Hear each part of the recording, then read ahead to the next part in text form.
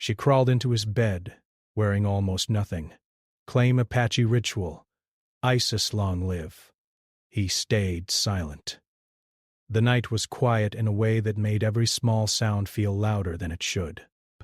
The desert wind brushed softly against the windows of Daniel's small house, carrying sand that tapped gently against the glass like tiny fingers trying to get in. The clock on the wall glowed a pale blue, showing a little past 2 in the morning. Daniel had just fallen into a deep sleep after a long shift, his body heavy and tired, his mind finally drifting away from the worries of the day. He dreamed of nothing in particular, just shadows and distant lights, when a strange feeling pulled him back to the surface of consciousness. It wasn't a sound exactly. It was more like the sense that someone else was in the room. His breathing slowed, and he stayed still, half awake, half asleep, trying to understand what had changed. Then he felt it. The mattress shifted slightly, as if another person had sat down on the edge of the bed. Daniel's eyes opened, but he didn't move. The room was dark, lit only by the faint glow of the clock and a thin line of moonlight slipping through the curtains.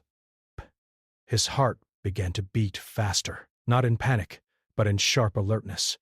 Years ago, he had learned how to stay calm in moments like this. Panic only made things worse. A soft voice broke the silence. "Don't be afraid," it whispered. Daniel finally turned his head. Sitting beside him was a woman he had never seen before. Her hair fell loosely around her shoulders, and her face looked tired, as if she hadn't slept in days. She wore light, simple clothing, the kind someone might throw on in a hurry. There was nothing threatening about her, yet her sudden presence felt like a storm that had walked quietly into his peaceful night. "How did you get in here?" Daniel asked, his voice low and steady. The woman didn't answer right away. She looked around the room as if she were making sure no one else was hiding in the shadows. The small house was plain and neat, with a desk in the corner, a chair by the window, and a few framed photos on the wall. It didn't look like the home of someone important or powerful. It looked like a place meant to be forgotten. "You left the back door unlocked," she said finally. "I didn't mean to scare you." Daniel sat up slowly, careful not to make any sudden movements. He noticed the way her hands trembled slightly in her lap. Fear, he realized. She wasn't here to hurt him. She was running from something.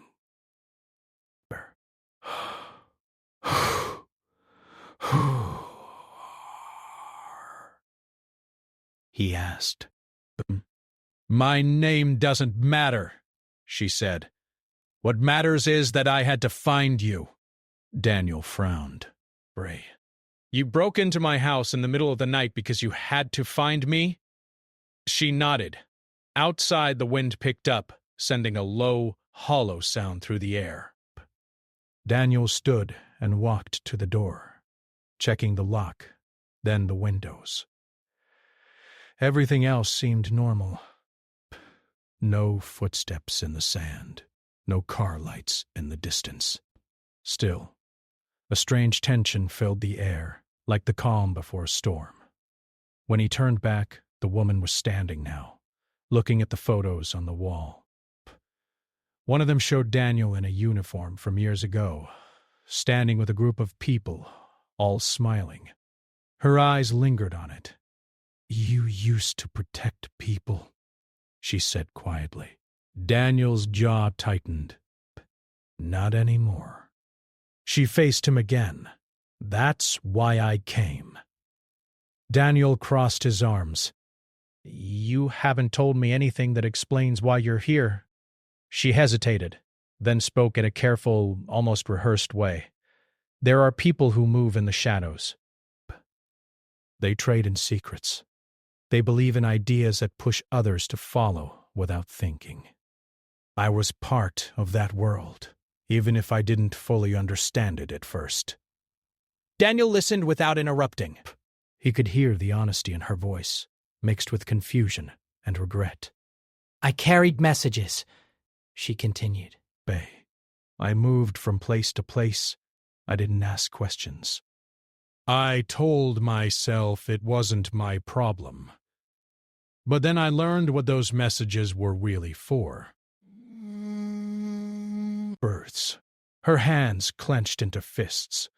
I couldn't be part of it anymore. Daniel took a step closer. So you ran? Yes, she said, and now they're looking for me. The room felt smaller suddenly, the walls closing in. Daniel thought about the quiet life he had built for himself, far away from trouble, far away from the past he didn't like to remember. This woman had just walked straight through the door and brought danger with her. Why me? He asked. She met his eyes. Because you know what it means to stand between people and the things that want to harm them, and because you know how to stay silent when you need to. Daniel didn't answer. He didn't know how she knew so much about him, and he didn't like it. The woman took a step back, as if she realized she might have said too much.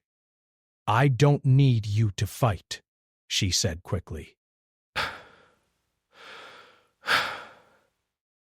I just need somewhere to rest, somewhere safe. Just for a little while. Daniel looked at the clock again. Time seemed to be moving too fast and too slow at the same time. He could tell her to leave. He could walk her out the door and lock it behind her. That would be the easy choice. But something in her eyes stopped him. It wasn't just fear. Bith, it was hope. He sighed and gestured toward the chair by the window. Sit, he said. You look like you haven't eaten or slept in days. She obeyed, sinking into the chair with visible relief. Daniel went to the small kitchen and poured a glass of water, then handed it to her. She drank slowly, as if savoring every drop. Thank you, she said. They sat in silence for a moment, listening to the wind outside. The quiet felt heavy but not uncomfortable. What's this ritual you mentioned when I woke up? Daniel asked at last. Her face changed. The tiredness was still there, but now there was something else too. Uncertainty. It's just a word, she said. A code, really. Something they use to make what they do sound bigger, more important than it really is. Bear. It helps them convince people to follow without asking why. Daniel nodded. He had seen that kind of thing before. Big words, big ideas, used to hide small, cruel actions. Breath. And you don't believe in it anymore, he said. She shook her head. I believe in people. In real lives. In the harm that comes from treating the world like a game. Daniel leaned back against the wall, studying her. He still didn't fully trust her. But he didn't see a liar in front of him. He saw someone who had stepped into something too big and was now trying to find a way out. You can stay until morning, he said finally.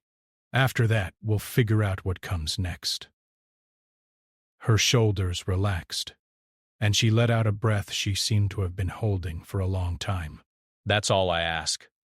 As the night slowly faded into early dawn, Daniel sat by the window, watching the sky lighten from deep blue to soft gray. The woman rested in the chair, eyes closed but not fully asleep, as if she were afraid to let her guard down. Daniel knew one thing for sure. His quiet, lonely life had just changed. He didn't know how, and he didn't know how far this would go, but the silence he had wrapped around himself for so long was already beginning to crack. Morning came slowly, like the world itself was unsure if it wanted to wake up. The sky outside Daniel's small house turned soft shades of pink and gold, and the cool desert air carried the smell of dust and distant plants. Birds began to call from somewhere far away, their voices light and careless, as if nothing in the world could be wrong. Daniel had not slept. He sat at the small table near the window, a cup of cold coffee in his hands, watching the woman in the chair. She had finally drifted into a light sleep, her head tilted to one side, her arms folded close to her chest as if she were trying to protect herself even in her dreams. Bah! He studied her quietly. She looked younger in the morning light, less like a mysterious stranger and more like someone who had simply taken a wrong turn in life and didn't know how to get back. Paint. There were faint marks on her hands, like she had traveled far and fast, touching rough places along the way. Her shoes were worn, her clothes dusty at the edges. Daniel stood and stretched, his back stiff from sitting all night. He moved carefully so he wouldn't wake her, then went to the small kitchen. He opened a cupboard and found some bread and a jar of peanut butter. It wasn't much, but it was something. As he set the food on a plate, he heard a soft sound behind him. "You didn't have to do that," the woman said. He turned to see her standing in the doorway, rubbing her eyes. "You looked like you needed it," he replied. She gave a small, tired smile and walked over to the table. She sat down and stared at the plate for a moment, as if she wasn't sure it was real. Then she took a piece of bread and ate slowly. "Thank you," she said again. Daniel poured another cup of coffee, this one fresh and hot, and slid it across the table toward her. "So," he said, sitting down across from her, "if you're going to stay here, even for a little while, I need to know more about you." She hesitated, then nodded. "That's fair. My name is Daniel," he said. "You already seem to know a lot about me. It's only right I know something about you, too." She took a deep breath. "You can call me Lena." He raised an eyebrow slightly. "Is that your real name?" She shrugged. "Pitt. It's the one I've been using for a long time." Daniel didn't press her. He knew better than most that sometimes a name was just a shield. "Where did you come from, Lena?" he asked. She looked out the window at the brightening sky. I grew up in a small town, not too different from this one. Quiet. Everyone knew everyone else. I wanted more. I wanted to see the world, to be part of something that mattered. Her voice softened as she spoke, like she was remembering a different version of herself. When I met them, they promised me that. They talked about change, about making things better. They said I could help. Breath. "And you believed them?" Daniel said. "Yes," she replied. "At first." He leaned back in his chair. "What changed?" Lena's fingers tightened around her coffee cup. "I started to see the other side. The fear they spread. The way they used people's anger and pain to control them. It wasn't about helping anyone. It was about power." Daniel nodded slowly. "Bet. And you decided to leave." "I didn't just leave," she said. "I took something with me. Something they didn't want anyone else to have." He sat forward. "What kind of something?" She hesitated again, then spoke. "Information. Names. Places. Plans. I didn't understand all of it, but I knew it was dangerous in the wrong hands. And I knew I couldn't keep it. Breath. Daniel felt a familiar weight settle in his chest. This was bigger than a tired woman looking for a place to rest. Breaths. This was the kind of trouble that didn't stay quiet for long. "Do they know you have it?" he asked. Bast. She nodded. "That's why they're looking for me." A knock on the door made both of them freeze. Bay. It wasn't loud, just a simple, calm knock. But in the quiet house, it sounded like a drumbeat. Daniel stood up slowly and gestured for Lena to stay back. He walked to the door and looked through the small window beside it. Outside stood a man in a light jacket and sunglasses, even though the sun wasn't very bright yet. A car was parked on the road behind him. Daniel didn't recognize him. He opened the door just a crack. "Beck. Can I help you?" he asked. The man smiled politely. "Morning. I'm looking for someone." Bowser. "A young woman. She might have come through here last night. Bound." Daniel kept his face calm. "A lot of people pass through here." "What's her name?" "Lena," the man said. Daniel felt a small jolt inside, but he didn't let it show. "Don't know anyone by that name," he replied. The man studied him for a moment, his smile fading just a little. "If you see her, tell her her friends are worried." Daniel nodded. "I'll keep that in mind." The man turned and walked back to his car. As he drove away, Daniel closed the door and leaned against it, letting out a slow breath. Lena stepped forward. "That was fast," she said quietly. Daniel looked at her. "You weren't kidding about them looking for you." She shook her head. "They don't waste time." He crossed his arms. "We need to think about what to do next." Lena sat back down at the table. "I was hoping you'd say that." They spent the next hour talking in low voices. Lena explained what she could about the information she had taken, careful not to say too much in case someone was listening. Daniel listened, asked questions, and slowly began to piece together a picture of a network that stretched farther than either of them had imagined. "This isn't something we can handle alone," he said finally.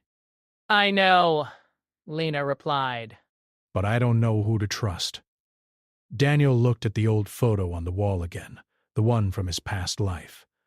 "I might know someone," he said, "but reaching out will put me back on a path I worked hard to leave." Lena met his eyes. "I wouldn't ask if it wasn't important." He sighed. "Give me a day. I'll think about it." They decided it wasn't safe for Lena to stay in the house all day. But Daniel had a small storage shed a short walk away, hidden behind a cluster of rocks. It wasn't comfortable, but it was out of sight. As they walked there together, the sun climbed higher, and the desert came alive with heat and light. For a moment, things almost felt normal, like two people on a simple walk. At the shed, Daniel handed Lena a small bag with water and food. "Stay here. Don't open the door for anyone. If I'm not back by sunset, leave and head north." She took the bag. "And you?" "I'll try to make sure it doesn't come to that," he said. As he walked back toward his house, Daniel felt the weight of his old life pressing in on him again. He had wanted quiet. He had wanted peace. But trouble had a way of finding people who tried too hard to hide from it. Behind him, Lena watched until he disappeared from view. She didn't know if she had made the right choice by coming to him. But she knew one thing. She couldn't run forever. The day stretched on longer than Daniel expected. The sun climbed high in the sky, and the desert heat wrapped around the small town like a heavy blanket. Dust drifted across the road, and the few people who passed by moved slowly, trying to escape the burning air. Daniel walked through town with his hat pulled low, his eyes always moving. Every car that drove past made him pause. Every stranger's face felt like a question. He hadn't felt this way in years. He had left this kind of alertness behind when he chose a quiet life. Now it had found him again. He stopped at a small store on the corner. The bell above the door rang softly as he stepped inside. The cool air felt good on his skin. The shelves were lined with simple things: cans of food, bottled water, newspapers that were already a day old. The woman behind the counter looked up. "Haven't seen you in a while, Daniel," she said. "Been keeping to myself," he replied. She nodded, like she understood more than she said. Quiet's good for the soul. Bow wow.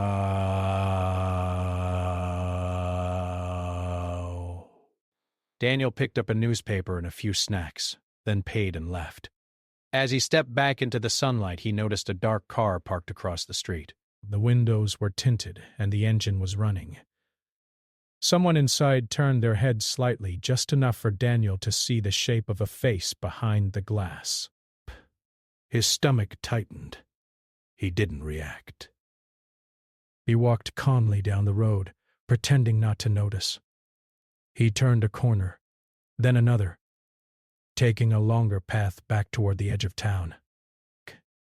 He waited until he was sure he wasn't being followed before heading toward the rocky path that led to the hidden shed. The rocks were hot under his boots, and the air shimmered in the distance. When he reached the shed, he knocked softly in a pattern they had agreed on. The door opened, just a crack. Narration. Lena's eyes appeared in the gap. "It's me," Daniel said. She opened the door and stepped aside. Inside the shed was dim and warm, but safe. Lena looked tired, but she smiled when she saw the bag in his hand. "I brought food," he said. "You're my favorite person today," she replied. They sat on two old crates, sharing the snacks and water. For a moment, it felt almost peaceful, but the quiet between them was heavy with things neither of them wanted to say out loud. Breaths. "I saw a car in town," Daniel said finally. "Dark windows. Just sitting there. Bed. They're getting closer." Daniel nodded. "I think it's time I make that call." Lena leaned forward. "Are you sure?" "No," he said honestly. "But I don't see another way." They left the shed together and walked in opposite directions, careful not to draw attention. Daniel went back to his house, locked the door, and pulled out an old phone from a drawer. It was scratched and worn, a reminder of a life he had tried to forget. He stared at it for a long time before turning it on. The screen lit up. One number was already saved. He pressed it. The phone rang twice before a voice answered. "I wondered when I'd hear from you again," the voice said. "Hello, Mark," Daniel replied. "It's been a long time," Mark said. "I thought you were done with all this." "So did I," Daniel said. "But something's come up." There was a pause on the other end. "It always does," Mark said. "Where are you?" Daniel told him. "I can be there by tomorrow," Mark said. "But you need to be careful. If this is what I think it is, you're not the only one in danger." Daniel hung up and sat down on the edge of his bed. by him. His heart was pounding, not from fear but from the weight of what he had just done. He had opened a door he wasn't sure he could close again. As the sun began to set, painting the sky in deep orange and purple, Daniel headed back to the shed. Lena was waiting outside, looking down the road. "You were gone a long time," she said. "I made the call," he replied. Her shoulders relaxed a little. That's good. They walked back into the shed and closed the door. The light inside was soft and golden, slipping through the small cracks in the walls. "Tell me about him," Lena said. "This friend of yours." Daniel thought for a moment. "We worked together years ago. He believes in doing things the right way, even when it's hard. Especially when it's hard." Lena nodded. "Sounds like someone I'd like to meet." They talked quietly as the night settled in. Lena shared more about the places she had been, the people she had met, and the moments when she had started to question everything she was being told. Daniel listened, and for the first time he began to see her not just as someone in trouble, but as someone who had been brave enough to change her path. Suddenly, headlights appeared in the distance. They both went silent. A car slowed near the rocky path. Brash. The engine hummed softly. A door opened, then closed. Footsteps crunched on the gravel. Daniel motioned for Lena to stay back. He moved toward the door, his heart beating in his ears. The footsteps stopped just outside. A voice called out calm and friendly. "We know you're here. We just want to talk." Daniel didn't answer. The door handle turned slightly, then stopped. "Listen!"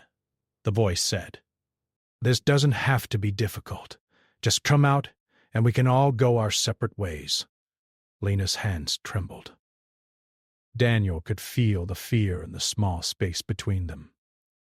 He took a deep breath and spoke. "There's nothing here for you." There was a pause.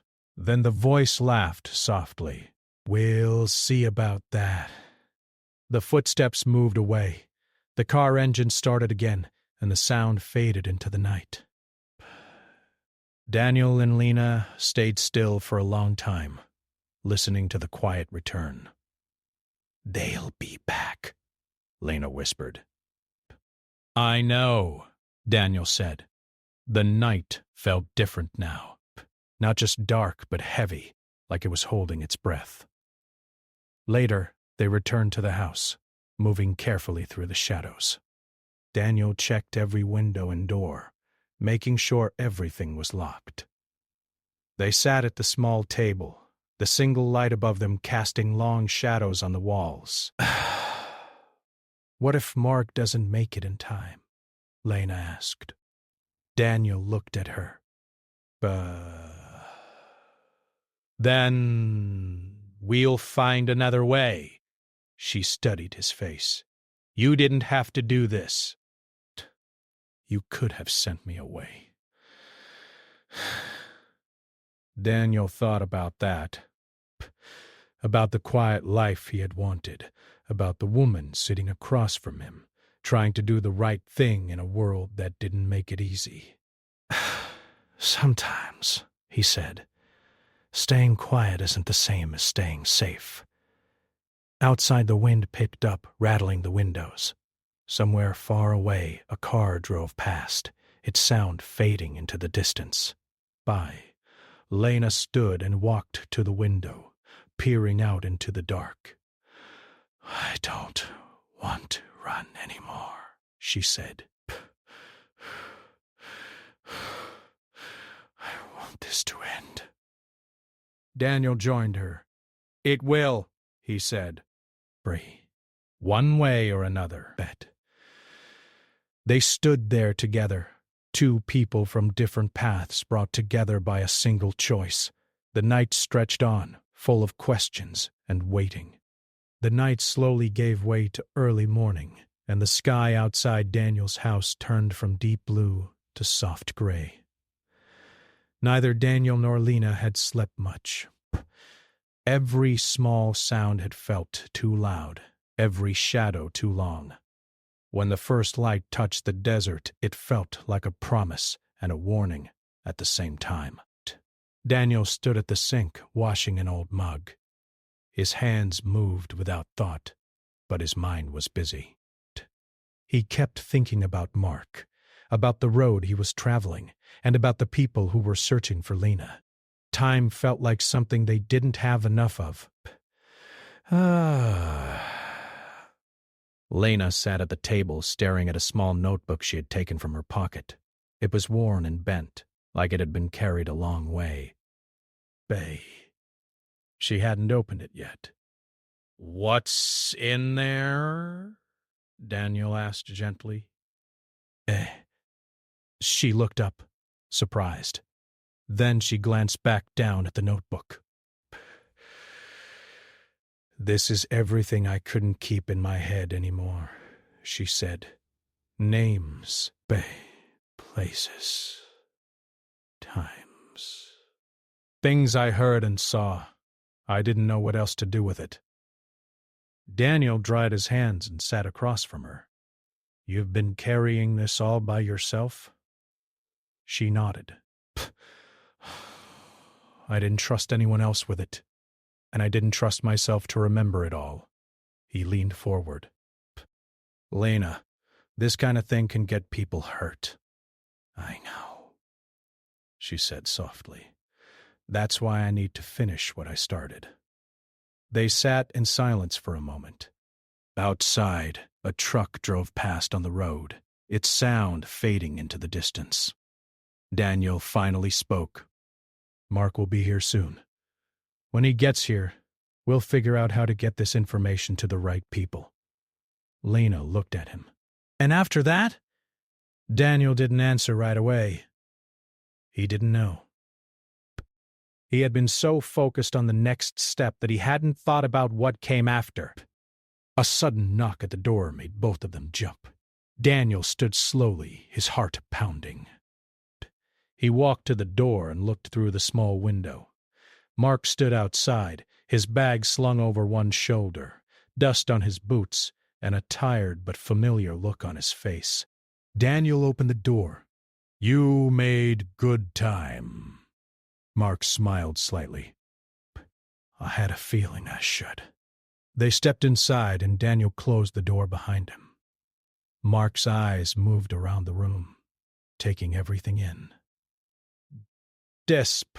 So," Mark said, "this is where you decided to hide from the world." Daniel shrugged. It was quiet. Mark looked at Lena. You must be the reason it isn't anymore?" Lena stood up. "I'm sorry for dragging him into this." Mark shook his head. "Bet. He was never really out. People like us don't get that lucky." They sat down together and Lena placed the notebook on the table.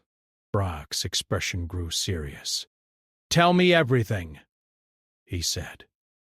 Lena took a deep breath and began to speak. She talked about the groups she had moved through, the messages she had carried, and the moments when she started to realize what was really happening behind the words and promises. She talked about the people who disappeared, the meetings that felt more like tests than conversations, and the fear that followed her when she decided to leave. Mark listened without interrupting, his face calm but focused, a spect. When she finished, he opened the notebook and flipped through the pages. "This is serious," he said. "This isn't something we can just hand over and walk away from." Daniel crossed his arms. "What are our options?" Mark thought for a moment. "Bay. There's a contact I trust. Someone who can make sure this gets to people who know how to deal with it. But getting it to them won't be easy." Lena leaned forward. What does that mean? It means we'll have to move, Mark said. And we'll have to be careful. They made a plan. It wasn't perfect, but it was something. Mark would take the notebook to the contact. Daniel and Lena would travel separately, making it harder for anyone to follow them all at once. If things went wrong, they had a place to meet later. As they packed, Daniel felt a strange mix of fear and relief. He was stepping back into a world he had left behind, but he wasn't doing it alone. Before they left, Lena stopped by the window and looked out at the desert one last time. I thought running would make everything go away, she said, but it just made it follow me. Daniel stood beside her. Sometimes facing things is the only way to make them stop. They stepped outside into the bright morning light. The air was cool, but the sun was already warm on their skin. Mark went to his car first. I'll see you both soon, he said. Bess, stay safe. He drove away, the dust rising behind his tires. Daniel and Lena walked in the opposite direction, heading toward an old bus stop at the edge of town. The road stretched out in front of them, empty and quiet. As they walked, Lena spoke.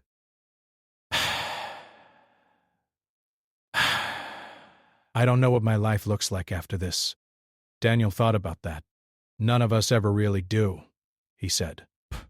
We just take the next step and hope it leads somewhere better. They reached the bus stop, a small shelter with a bench and a faded sign. A bus would come in an hour. They sat down and waited. A man walked past on the other side of the road, glancing at them as he went. A car slowed, then kept moving. Every little thing felt important. Lena hugged the notebook to her chest. What if we don't make it? She asked quietly. Daniel looked at her. Then we'll know we tried. The bus finally appeared in the distance, a small shape growing larger as it approached. It stopped with a hiss of air and opened its doors. Lena stood up. This is it, she said. Daniel nodded. I'll see you on the other side. She hesitated, then reached out and hugged him. It was quick and awkward, but full of meaning. Thank you, she said. For what? He asked. For not staying silent, she replied. She stepped onto the bus and took a seat by the window. Daniel watched as it pulled away, carrying her down the long road. He stood there for a moment, feeling the weight of everything that had happened in just a short time. Then he turned and walked back toward his house, knowing it wouldn't feel the same anymore. Later that day, Daniel's phone buzzed. A message from Mark. Got through. It's in the right hands. Lay low. Daniel let out a breath he didn't realize he'd been holding. The desert wind picked up, carrying the sound of the world moving on. Daniel looked out at the wide open land in front of him. He didn't know what tomorrow would bring. But for the first time in a long while, he felt like he had done something that mattered.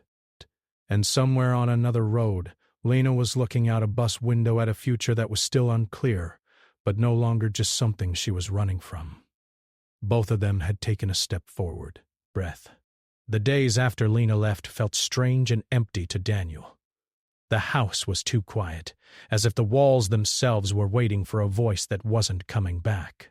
He went through his usual routines, waking up early, making coffee, checking the locks, stepping outside to feel the morning air. But everything felt different now. The desert looked the same, wide and open, but to him it felt like a place that held secrets in every stretch of sand and every shadow behind a rock. Mark's message stayed on Daniel's phone, unread but never forgotten. Bay.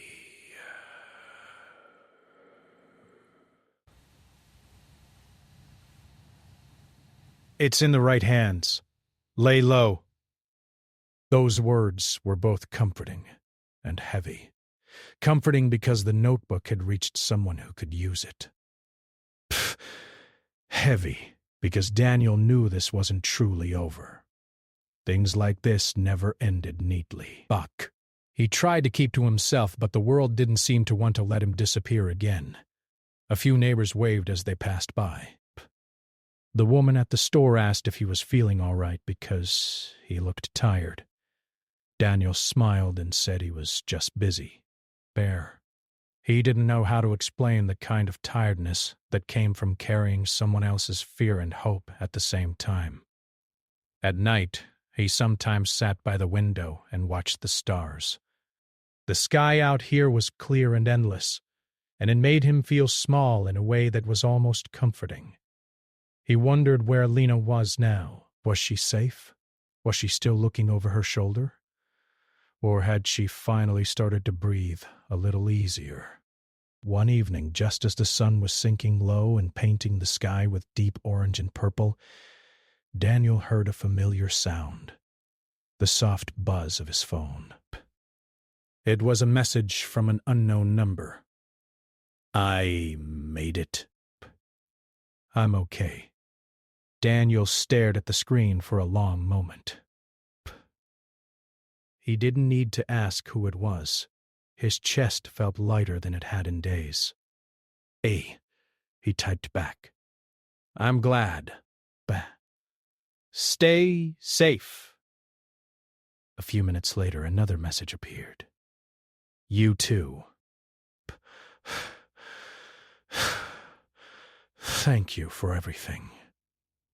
Daniel put the phone down and leaned back in his chair.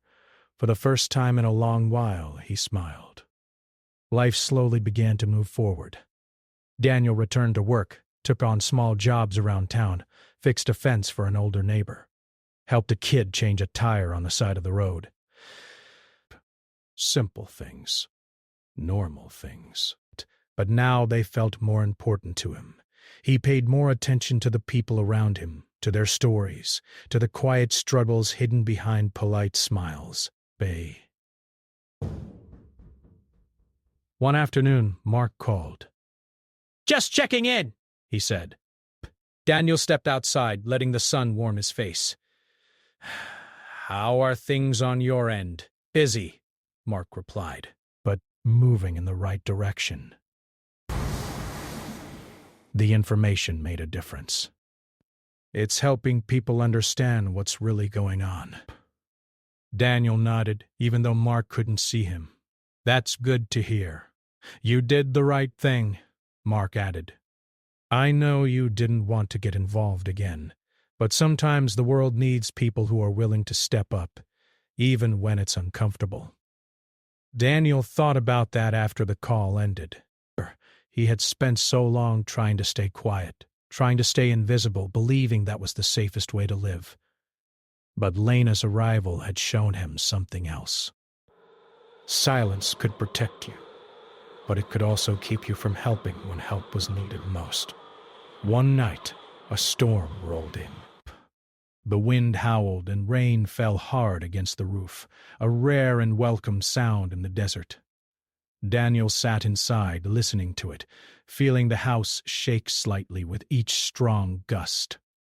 He remembered the first night Lena had appeared, tired and afraid, carrying a world of trouble on her shoulders. He remembered the choice he had made to open the door instead of closing it. Passed. The storm passed as quickly as it came, leaving the air cool and clean. The stars returned, brighter than ever. A few weeks later, Daniel received a small envelope in the mail. There was no return address. Inside was a simple card with a short note. "I found a place where I can start over. I'm helping people now, in small ways, like you do. I think that's enough. Breaths. I hope you're well." Daniel folded the card carefully and placed it on the shelf by the window, next to the old photo from his past.